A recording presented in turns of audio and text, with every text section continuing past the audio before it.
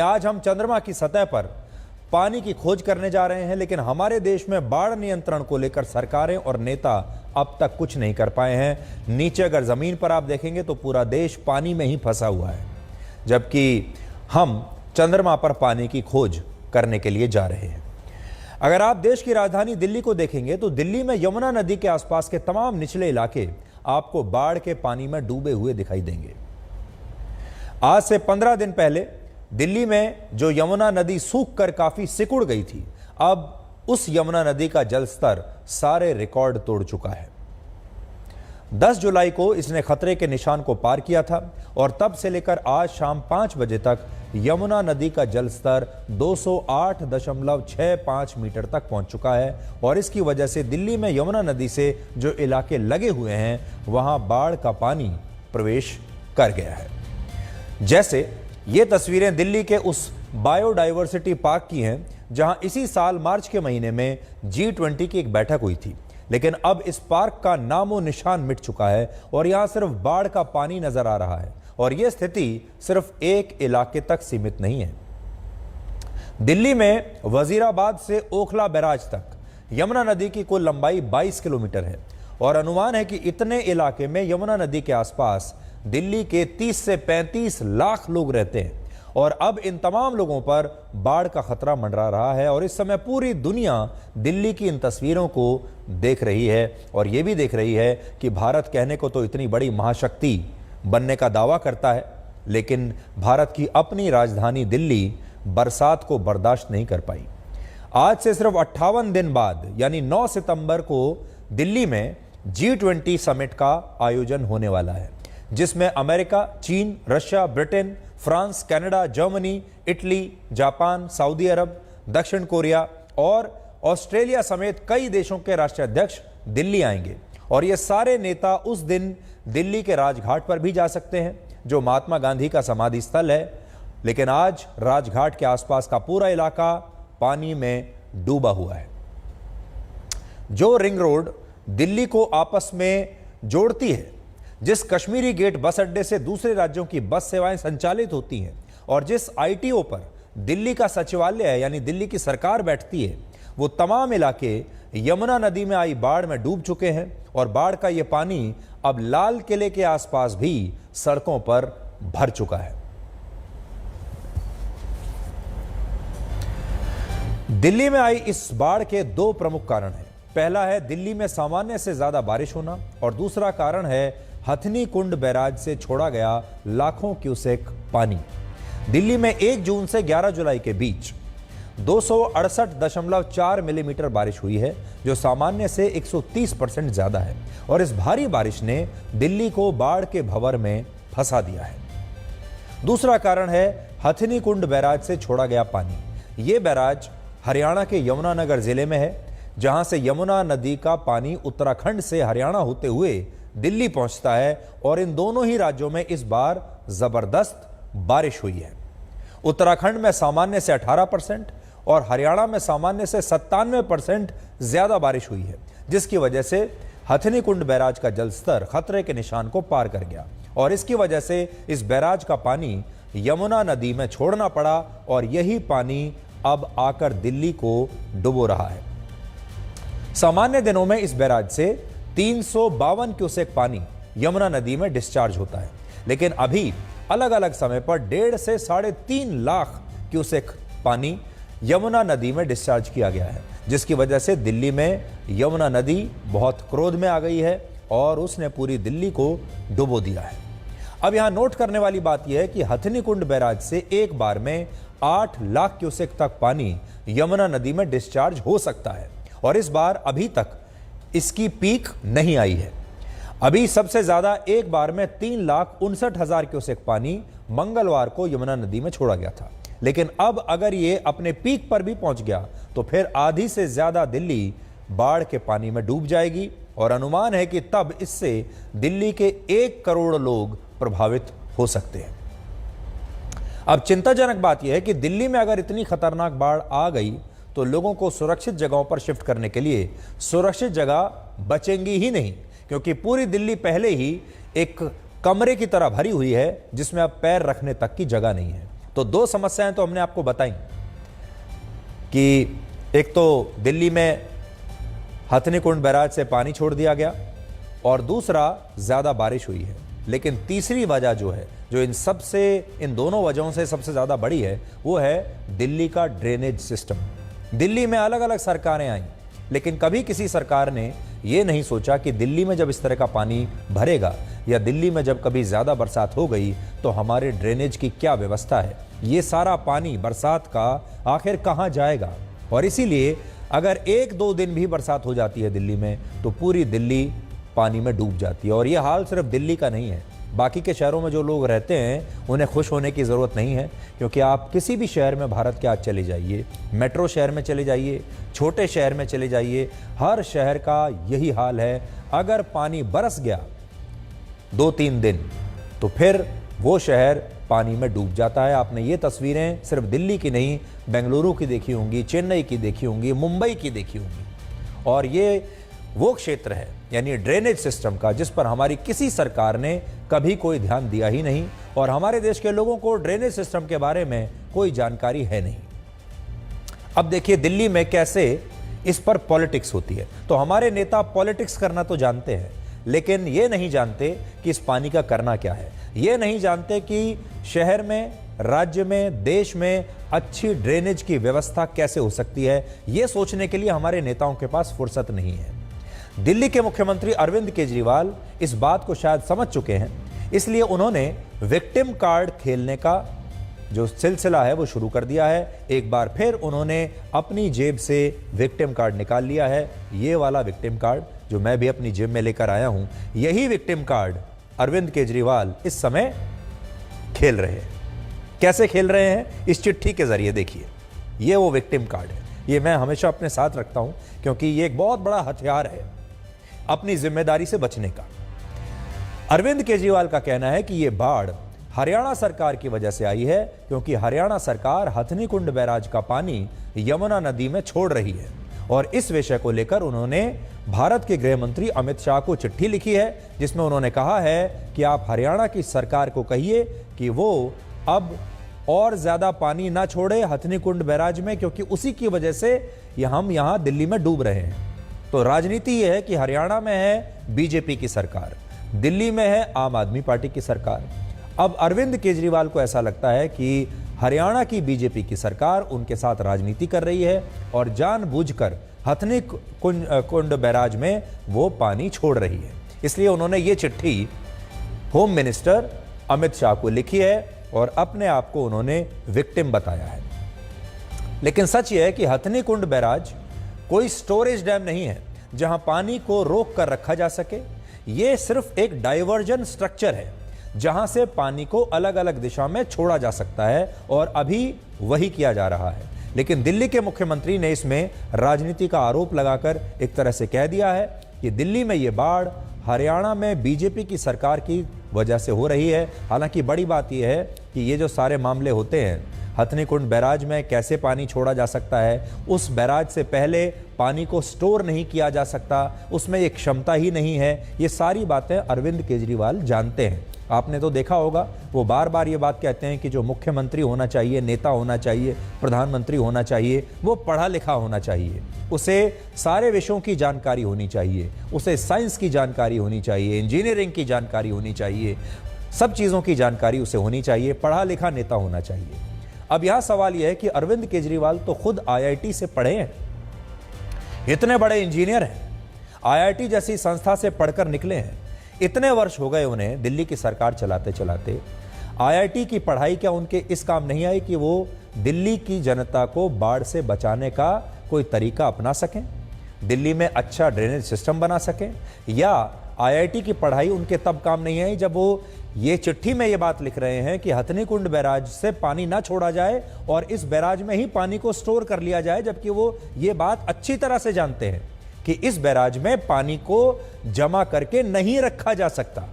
ये उन्हें IIT में भी पढ़ाया होगा, और अगर वो वाकई में इतने भोले हैं कि उन्हें इस बात की जानकारी ही नहीं है, तो फिर हो सकता है कि IIT में उन्होंने अपनी क्लास में पढ़ाई पर ज़्यादा ध्यान नहीं दिया, आईआईटी में उनका ध्यान पढ़ाई पर ना रहा हो और शायद तब भी उनका ध्यान राजनीति में ही रहा हो, इसलिए उन्होंने ये सारी बातें मिस कर दी।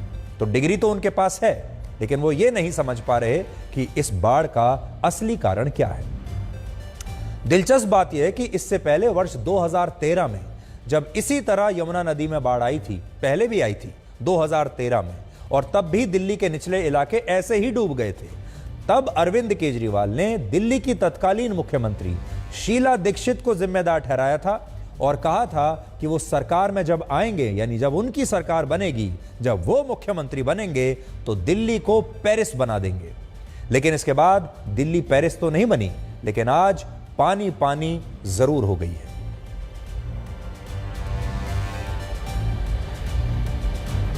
दिल्ली में पहली बार ऐसा हुआ है जब यमुना नदी का जलस्तर वर्ष 1978 यानी 45 साल पहले यमुना नदी में आई बाढ़ के जलस्तर को भी इस बार पार कर गया है। आज हमने वर्ष 1978 में दिल्ली में आई बाढ़ की कुछ तस्वीरें आपके लिए निकाली हैं, जिसमें 18 लोग मारे गए थे उस जमाने में और लाखों लोग प्रभावित हुए थे। और तब दिल्ली में वायुसेना की मदद से बाढ़ पीड़ितों तक राहत सामग्री पहुंचाई गई थी। और आज भी दिल्ली की स्थिति वैसी ही है, जिससे यह समझा जा सकता है कि इन 45 वर्षों में ऐसा कोई काम नहीं हुआ जिससे बाढ़ के मामले में दिल्ली की तस्वीर बदल सके। अब देखिए 1978 की तस्वीरें। तब जो कैमरे हुआ करते थे उनकी क्वालिटी बहुत अच्छी नहीं होती थी, इसलिए तस्वीरें आपको थोड़ी थोड़ी धुंधली नजर आ रही होंगी। इनके रंग जो हैं ये भी फीके आपको दिख रहे होंगे। तब दिल्ली की सड़कों पर इस तरह तांगे चला करते थे। ये ज़माना है 1978 का। उस ज़माने में मारुति कार भी भारत में नहीं आई थी। तब ऐसे गाड़ियां नहीं थीं, इतने टू व्हीलर्स भारत की सड़कों पर नहीं थे, क्योंकि तब भारत की जो इकोनॉमी थी वो खुली नहीं थी। लेकिन अब आप देखिए, रिक्शा तांगे गाड़ियों में बदल गए, टू व्हीलर्स में बदल गए, मकान बदल गए, कैमरे बदल गए, कैमरे की तस्वीरें अब ज़्यादा अच्छी होने लगी। लेकिन एक चीज़ जो नहीं बदली है वो है सड़क का हाल। अब आप देखिए कहां से कहां हम आ गए। तांगे के ज़माने से टेस्ला के ज़माने में आ गए। वो ज़माना था तांगे का, आज ज़माना है टेस्ला कार का, आज ज़माना है इलेक्ट्रिक व्हीकल्स का। लेकिन बाढ़ में कोई अंतर नहीं है, दिल्ली की सड़कों में कोई अंतर नहीं है। बाढ़ में के दौरान पहले भी पानी ऐसे ही भरता था दिल्ली की सड़कों पर और आज भी ऐसे ही भरता है। अब आप देखिए, सोचने वाली बात है इन दोनों तस्वीरों में हमारे देश में कितना कुछ बदल गया तब से लेकर आज तक। जैसा मैं आपको बता रहा हूं, तब तांगे का युग हुआ करता था, बैलगाड़ी का युग हुआ करता था और आज हम चांद पर जाने की तैयारी कर रहे हैं। लेकिन दिल्ली की गलियों में, दिल्ली की सड़कों पर जैसा पानी तब भरता था वैसा ही आज भरता है। इसका मतलब यह है कि हम चाहे कितनी भी राजनीति कर लें, अरविंद केजरीवाल राजनीति कर रहे हैं, दूसरे नेता भी हो सकता है राजनीति कर रहे होंगे, लेकिन बड़ी बात यहां पर क्या है? बड़ी बात यह है कि नेताओं ने सिर्फ राजनीति की है। 1978 से लेकर अब तक न जाने कितनी सरकारें आई हैं। ऐसा नहीं है, बीजेपी की सरकार भी आई है, कांग्रेस की सरकार भी आई है और आम आदमी पार्टी की सरकार भी आई है। लगातार भारत ने तरक्की भी की है, टेक्नोलॉजी भी आई है, हमारे पास पैसे भी बहुत आ गए हैं, सब कुछ है। लेकिन एक चीज़ नहीं बदली कि दिल्ली में जैसे बाढ़ पहले आती थी आज भी आती है। दिल्ली का ड्रेनेज सिस्टम जैसा पहले खराब था आज भी खराब है और दिल्ली की सड़कों पर पहले जैसे पानी भरता था 1978 में आज भी वैसे ही भरता है। इसलिए अगर आपको किसी को कोसना है तो अपने नेताओं को कोसिए, जिन्हें दिल्ली की जनता ने हर बार बड़ी उम्मीदों के साथ वोट देकर सरकार बनाने में मदद की। और दिल्ली की जनता ने सब पार्टियों को ट्राई कर लिया। उन्होंने कांग्रेस को ट्राई किया, उन्होंने बीजेपी को ट्राई किया, उन्होंने आम आदमी पार्टी को ट्राई किया, लेकिन ये कड़वी सच्चाई नहीं बदली। अर्बन प्लानिंग से लेकर बाढ़ नियंत्रण की योजनाओं पर लाखों करोड़ रुपए खर्च हुए हैं, लेकिन दिल्ली आज भी उतने ही पानी में डूबी है जितने पानी में 1978 में डूबी हुई थी। और उस समय दिल्ली में अरविंद केजरीवाल की सरकार नहीं थी। इसलिए आज हम ये भी कहना चाहेंगे, आज ये बड़ा आसान है ये कहना कि केजरीवाल ने कुछ नहीं किया, लेकिन केजरीवाल से पहले जो थे उन्होंने क्या किया। और 1978 में तो दिल्ली में जब ये मैं आपको बात बता रहा हूं तब यहां राष्ट्रपति शासन लागू था। 1978 के बाद वर्ष 1996 में दिल्ली में एक बार और ऐसी ही बाढ़ आई, तब यहां पर बीजेपी की सरकार थी। और वर्ष 2013 में जब बाढ़ आई तब यहां कांग्रेस पार्टी की सरकार थी और मुख्यमंत्री थी शीला दीक्षित। तो ऐसा नहीं है कि इस बाढ़ की वजह से सिर्फ मुख्यमंत्री अरविंद केजरीवाल ही जो है वो ही राजनीति कर रहे हैं या वो ही इसके लिए जिम्मेदार है। सच्चाई तो यह है कि दिल्ली की स्थिति 45 साल से ऐसी ही है और तब से लेकर अब तक कुछ नहीं बदला। और अगर कुछ बदला भी है तो वो है दिल्ली में यमुना नदी के आसपास का इलाका, जिसे आप इन दो नक्शों से आज समझ सकते हैं। इनमें एक नक्शा है वर्ष 1989 का, जब यमुना नदी के आसपास ज्यादा रिहाइश नहीं थी और ये लाल निशान कुछ जगहों तक ही सीमित था। ये आप देखिए 1989 में लाल निशान आपको बहुत कम नजर आएगा। लाल जो ये वो इलाका है जो लाल रंग से आपको दिखाई दे रहा है जहां मकान बने हुए हैं, निर्मित क्षेत्र। लेकिन 2011 में यमुना नदी पर पूरी तरह से अतिक्रमण हो चुका था और अब ये लाल निशान यमुना नदी के दोनों तरफ दिखाई देते हैं। और ये एक तरह का बहुत बड़ा घोटाला है जिसमें बहुत सारे सरकारी अधिकारी रिश्वत लेकर ये अतिक्रमण होने देते हैं और नेता वोटों के लालच में इस अतिक्रमण को रोकने की कोशिश कभी नहीं करते। इस पर मैं आपको एक बात और बता दूं, जो लोग दिल्ली के निवासी हैं, जो दो लोग हमारे दर्शक जो दिल्ली में रहते हैं, हमारे जो दर्शक नोएडा में रहते हैं, जो दर्शक यमुना नदी के आसपास रहते हैं, आप देखिए जो मैं आपको बात बता रहा हूं 1989 की, तब यमुना नदी के आसपास दूर दूर तक कोई मकान नहीं दिखाई देता था और यमुना नदी के आसपास जो यमुना बेसिन है उसमें निर्माण करना गैर कानूनी है, वहां आप कुछ बना नहीं सकते। लेकिन आज अगर आप यमुना नदी के आसपास चले जाएं तो यमुना नदी के बिल्कुल ठीक ऊपर कॉलोनी बस चुकी हैं। बड़े बड़े भवन 3, 4, 5 मंजिला बड़ी बड़ी बिल्डिंग्स आपको यमुना नदी के ठीक तट पर दिखाई देंगी। और जब आप यमुना नदी के आसपास पुल से गुजरेंगे तो आपको ऐसा लगेगा कि यमुना नदी के तट पर एक नया शहर बस गया है और ये सारा शहर अवैध है, सारा शहर इल्लीगल है। और जैसा मैंने आपको कहा, इसमें बड़ी बड़ी बहुमंजिला इमारतें हैं। उन इमारतों को लोगों ने किराए पर दिया हुआ है, उसमें कमर्शियल एक्टिविटीज चलती हैं और हमारे देश के सुप्रीम कोर्ट के जज यहां से हर रोज निकलते हैं, हमारे देश के मंत्री यहां से हर रोज निकलते हैं, यहां के विधायक इस इलाके से हर रोज निकलते हैं, बड़े बड़े सरकारी अधिकारी यहां से हर रोज निकलते हैं। दिल्ली के जो उपराज्यपाल हैं उन्हें भी इसकी पूरी जानकारी है। दिल्ली में कोई ऐसा सरकार से जुड़ा, प्रशासन से जुड़ा अधिकारी या नेता, मुख्यमंत्री, मंत्री, विधायक, सांसद, जज ऐसा नहीं होगा जिसे यह ना पता हो कि यमुना पर पूरी तरह से अवैध कब्जा हो चुका है। लेकिन यह सारा जो कब्जा है, इस कब्जे के लिए हजारों करोड़ रुपए लोगों ने कमाए हैं। हमारे दिल्ली के जो बड़े बड़े सरकारी अधिकारी हैं, आज आप अंदाजा लगाइए किस किस अधिकारी ने कितने कितने करोड़ रुपए कमा लिए होंगे एक एक बिल्डिंग को यहां पर बनवाने के लिए।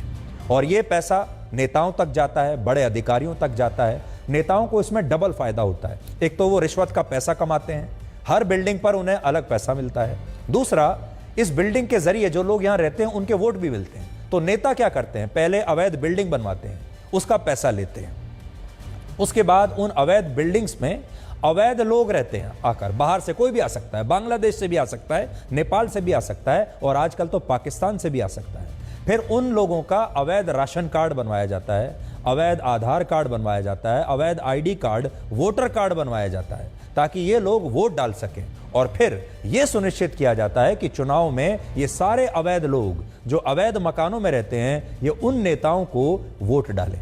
यानी नेताओं की सबसे बड़ी चांदी है, वो वोट भी लेते हैं और पैसा भी लेते हैं। और जब बाढ़ आती है तो सबसे ज्यादा परेशानी इन्हीं गरीब लोगों को होती है और सबसे ज्यादा परेशानी उन लोगों को होती है जो समय पर अपना टैक्स देते हैं, जो दिल्ली के निवासी हैं, जो शरीफ लोग हैं, जो टैक्स भरते हैं, रोड टैक्स भरते हैं, लेकिन उन्हें रोड पर चलने के लिए अब गाड़ी नहीं, नाव की जरूरत पड़ रही है। आज दिल्ली में लोग गाड़ियां नहीं ढूंढ रहे, आज दिल्ली में लोग नाव ढूंढ रहे हैं, बोट्स ढूंढ रहे हैं। ये वो लोग हैं जो समय पर अपना टैक्स देते हैं, इनकम टैक्स देते हैं, जीएसटी देते हैं, जो शरीफ नागरिक हैं, सारी कर्तव्य, सारी जिम्मेदारियां निभाते हैं।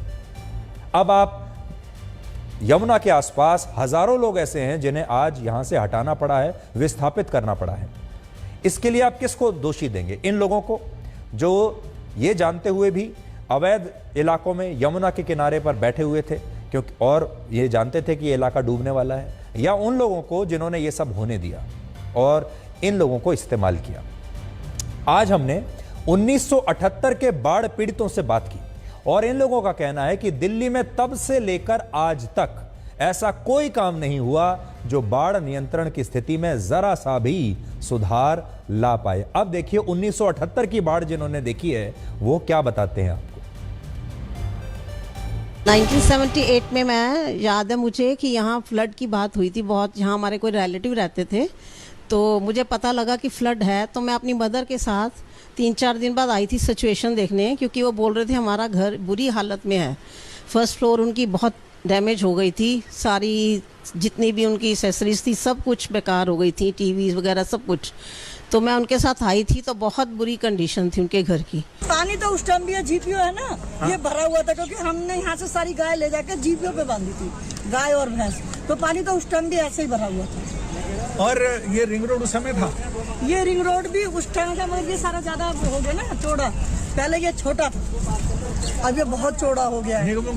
निगमबोध घाट उस समय भी था। हाँ वो तो, ये तो बहुत इसमें भी पानी भर गया था। वो तो सारे में ही भरेगा ना, जमुना जी की झील जिधर से जमुना जी जाएगी उधर से भरता ही चला गया। अब बताइए इन लोगों की क्या गलती है? ये दिल्ली के नागरिक हैं, हर चुनाव में वोट डालते हैं, हर बार टैक्स देते हैं हर साल, लेकिन उस समय की जो सच्चाई है तब भी लोग अपने कंधों पर अपने छोटे बच्चों को बैठाकर इन डूबती हुई सड़कों से पार जा रहे थे। और आज भी लोग अपने छोटे बच्चों को अपने कंधे पर बैठाकर सड़कों में भरे पानी से संघर्ष करते हुए सड़क पार कर रहे हैं। तो 1978 और 2023 में कोई फर्क नहीं आया और आज आप अपने देश के नेताओं को इसके लिए धन्यवाद दे सकते हैं कि उन्होंने देश की जनता को, दिल्ली की जनता को इतने वर्षों तक, दशकों तक मूर्ख बनाया। इस बाढ़ की वजह से रविवार तक दिल्ली के सभी स्कूल कॉलेजों को अब बंद रखने का फैसला किया गया है।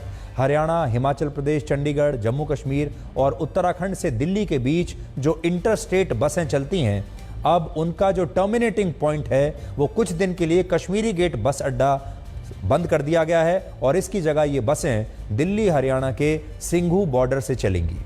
इसके अलावा बाढ़ के दौरान दिल्ली में ऐसे ट्रकों की एंट्री पर प्रतिबंध लगा दिया गया है जो आवश्यक सेवाओं में नहीं आते और इस बाढ़ की वजह से दिल्ली में पानी का संकट भी पैदा हो सकता है, क्योंकि सरकार ने बाढ़ की वजह से दिल्ली के 3 बड़े वाटर ट्रीटमेंट प्लांट्स को भी बंद कर दिया है और यमुना बैंक मेट्रो स्टेशन पर भी एंट्री और एग्जिट गेट्स अभी बंद कर दिए गए हैं, तो आप मेट्रो भी नहीं ले सकते। और एक और बात जो अभी आज हमने आपको बताई नहीं है, जिसके लिए आपको तैयार रहना है, वो ये कि अब आने वाले दिनों में आप महंगाई के लिए तैयार हो जाइए। टमाटर अब पहले ही महंगा था, अब ऐसा बताया जा रहा है कि टमाटर के भाव दिल्ली में 150 से 200 रुपए किलो हो चुके हैं। इसके बाद सब्जियां महंगी होंगी, बाकी की चीजें भी महंगी होंगी।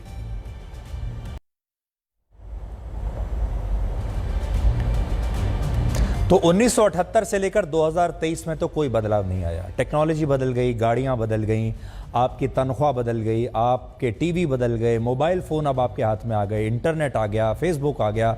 1978 में ये कुछ भी नहीं था। अब आपको भविष्य की तस्वीर दिखाते हैं।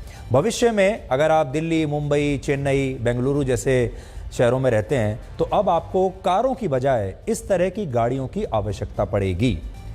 आर्टिफिशियल इंटेलिजेंस द्वारा तैयार की गई ये तस्वीरें आपको भारत के बड़े बड़े शहरों का भविष्य दिखा रही हैं। ये तस्वीरें एआई ने तैयार की हैं, यानी आर्टिफिशियल इंटेलिजेंस के जरिए तैयार की गई हैं और हो सकता है आने वाले वर्षों में आपको दफ्तर जाने के लिए, काम पर जाने के लिए इस तरह की गाड़ियों की आवश्यकता होगी। अगर आप 2 व्हीलर भी ले रहे हैं तो आपको इस तरह के 2 व्हीलर्स लेने होंगे। तब जो ऑटो हैं, 3 व्हीलर्स हैं या ई रिक्शाज हैं वो इस तरह के होंगे।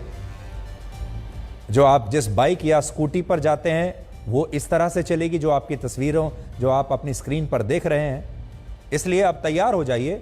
अब अगली बार जब आप ये सोचें कि आपको कौन सी कार लेनी है कौन सी गाड़ी लेनी है, कौन सी बाइक लेनी है, तो इन तस्वीरों पर भी ध्यान दीजिए। और मुझे यकीन है कि कुछ ही वर्षों के बाद बहुत सारी ऐसी नई कंपनियां आ जाएंगी जो आपको इस तरह की गाड़ियां बेचेंगी और आपको ये बताएंगी कि ये ऐसी गाड़ियां खरीदिए जो कि सड़कों पर भी चलेंगी और पानी पर भी तैरेंगी। और अब तो हम चंद्रयान लॉन्च करने वाले हैं कल। बहुत जल्द भारत चंद्रमा पर पहुंच जाएगा और थोड़े दिनों के बाद हो सकता है लोग भी चंद्रमा पर छुट्टी मनाने के लिए जाने लगें। आज अगर आप दिल्ली की सड़कों पर चलेंगे और अगर आप चंद्रमा की सतह पर चलेंगे तो आपको लगेगा आप एक ही जगह पर हैं। दिल्ली की बहुत सारी सड़कें आज ऐसी हैं जो चंद्रमा की सतह की तरह ही गड्ढों वाली हैं, ऊबड़ खाबड़ हैं। आप चाहें तो चंद्रमा का मजा दिल्ली की सड़कों पर ही ले सकते हैं। अब हम आपको